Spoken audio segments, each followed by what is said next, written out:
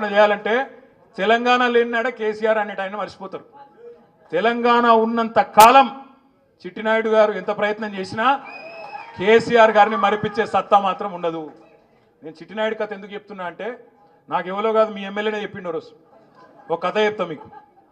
ఒకరోజు ఆదిలాబాద్కి సంబంధించి ఒక మన నాయకురాలు, ఒక సీనియర్ నాయకురాలు నాకు ఒక 4-5 నెలల కింద నా దగ్గరికి వచ్చింది. ఆమె వచ్చి అన్న జర మీరు అర్జెంటుగా శేర్లింగంపల్లి ఎమ్మెల్యేకి ఒక ఫోన్ చేయాలి అన్నది.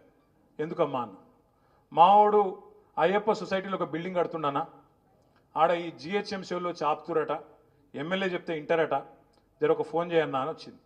నేను ఫోన్ చేసిన, అప్పుడు ఎమ్మెల్యే మన పార్టీలోనే ఉండే.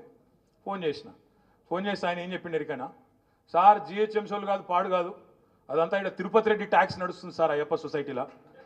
ఒక్కొక్క స్లాబ్కు అక్కడ 500 గజాల లోపల అయితే 10 లక్షలు ఇవ్వాలి, 500 గజాల పైన 1000 గజాల లోపల ఉంటేనేమో 18 లక్షలు ఇవ్వాలి సార్. ఇది తిరుపతి రెడ్డి ట్యాక్సు. జిహెచ్ఎంసీ వాళ్ళు స్వయంగా చెప్తున్నారు, అక్కడ ఎవరైనా పోతే తిరుపతి రెడ్డి కాడికి ఓన్రి, ఆడికి వెళ్ళి ఫోన్ వస్తే మేము ఊకుంటాము, లేకపోతే కూలగొడతామని చెప్తున్నారు సార్. ఇది మీ ఎమ్మెల్యేనే చెప్పిండు, నాకు ఎవడో కాదు. చెప్తే నిజమా అని నేనన్నా.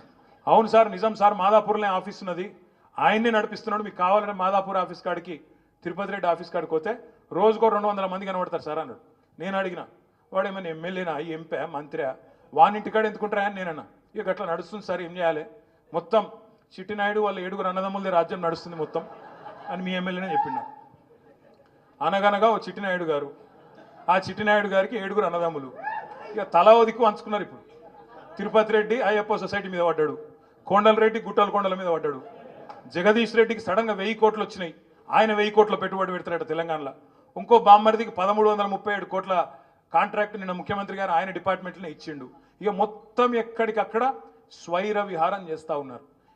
ఇక్కడికి వచ్చిన మా అన్నదమ్ములు నేను అడుగుతా ఉన్నా, రంగారెడ్డి జిల్లా బిడ్డలు కానీ మేడ్చల్ బిడ్డలు కానీ నేను అడుగుతా ఉన్నా, ఇలా హైదరాబాద్లో రియల్ ఎస్టేట్ ఎట్లుంది, డమాల్ అయిందా?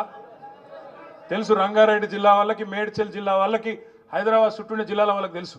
ఎందుకు డమాల్ అంటున్నది ఒక్కడే ఒక కారణం, ఈ ముఖ్యమంత్రి ఈయన చేస్తున్న ఘాతకాలు, ఈయన కుటుంబ సభ్యులు చేస్తున్న సెటిల్మెంట్లు, భూ దందాలు, బిల్డర్లను బెదిరించుడు, హైడ్రా పేరు మీద వసూళ్లు, ఈ కార్యక్రమాలన్నీ ఒక్కొక్కటిగా బయటికి వస్తాయి.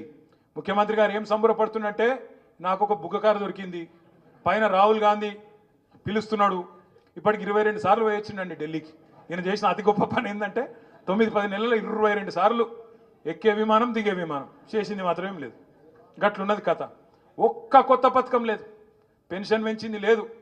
పక్క రాష్ట్రంలో చంద్రబాబు నాయుడు గారు మొన్ననే ముఖ్యమంత్రి అయిండు. ముఖ్యమంత్రి అయిన వారం రోజుల లోపలనే చంద్రబాబు నాయుడు పెన్షన్లు పెంచిండు. మరి నాకు 10 నెలలు అయింది, నీకెందుకో పెంచేస్తలేదు, నీకెందుకో ఇచ్చిన మాట యాదికి లేదు. 100 రోజుల్లో చేస్తా అన్నాడా లేదా? 100 రోజులు అన్నాడా? మరి చేస్తున్నాడా? చేస్తలేడు.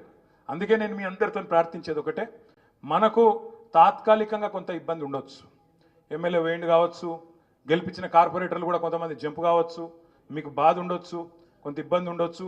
కానీ నేను మిమ్మల్ని కోరేది ఒకటే, ఎలక్షన్లు వస్తాయి, మళ్ళా అల్టిమేట్గా ప్రజల తీర్పే శిరోధార్యం ప్రజాస్వామ్యంలో.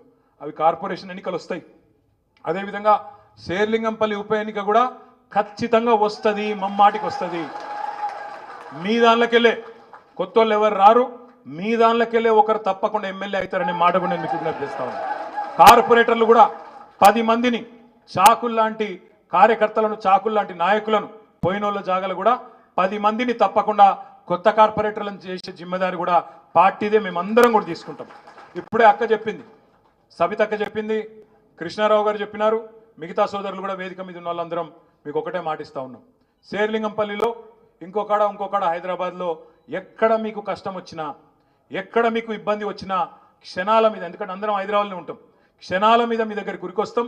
తప్పకుండా అన్ని రకాలుగా మీకు అండగా ఉండే బాధ్యత మాది. అది హైడ్రా బాధ కావచ్చు, ఇంకో బాధ కావచ్చు, ఏ బాధ ఉన్నా ఒక్క ఫోన్ కాల్తో నిరుకొస్తాం. కొత్త కమిటీలు కూడా వేసుకుందాం, కొత్త డివిజన్ కమిటీలు వేసుకుందాం. కొత్తగా పార్టీ నిర్మాణం కూడా పోయినోళ్ళు పోయినరు, ఉన్నోళ్ళతో మంచిగా పకడ్బందీగా నిర్మాణం చేసుకుందాం.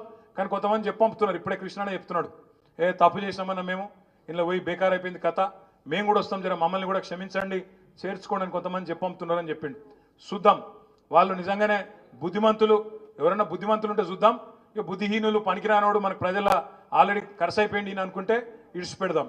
కానీ ఒకటి మాత్రం పక్కా ఇవాళ రాష్ట్రం మొత్తంలోని ప్రజలు నిన్న మీరు చూసినారు ఒక ముస్లిం సోదరుడు మాట్లాడుతున్నాడు నిన్న సోషల్ మీడియాలో అన్నా కేసీఆర్ అన్నా आप याद आ रहे हमारे को आप जल्दी वापस आओ कहाँ भी हैं आप जल्दी आना वापस मैं ये लोग बहुत सता रहे हमारे को అని చెప్పి నిన్న ఒక ముస్లిం సోదరుడు మాట్లాడుతూ ఉన్నాడు ఒక సోదరుడు జేసీబీ వచ్చి బుల్డోజర్ వచ్చి ఆయనను కొట్టేస్తుంటే ఇల్లు కొట్టేస్తుంటే ఆయన గట్టిగా ఆక్రందనలు చేస్తున్నాడు అన్నా కేసీఆర్ అన్నా నువ్వు రావాలే ఎక్కడున్నా మమ్మల్ని కాపాడాలని చెప్తా ఉన్నాడు రాష్ట్రం మొత్తంలోని ప్రజలు కూడా కేసీఆర్ తిరిగి రావాలి అని చెప్పే రోజు ఎక్కువ దూరం లేదు తప్పకుండా సందర్భం వస్తది మళ్ళీ పేదల కండగా మళ్ళీ హైదరాబాద్ ప్రజల కండగా బీఆర్ఎస్ఏ ఉంటది ఈ గులాబీ కండువానే 10 ఏళ్ళు ప్రాంతీయ విద్వేషాలు లేకుండా ఆంధ్ర తెలంగాణ ఫీలింగ్ లేకుండా ఏ ఫీలింగ్ లేకుండా ఎట్లా అయితే 9.5 ఏళ్ళు ఒక్క చిన్న గొడవ లేకుండా చిన్న ఇరిటేషన్ లేకుండా కర్ఫ్యూ లేకుండా కల్లోలం లేకుండా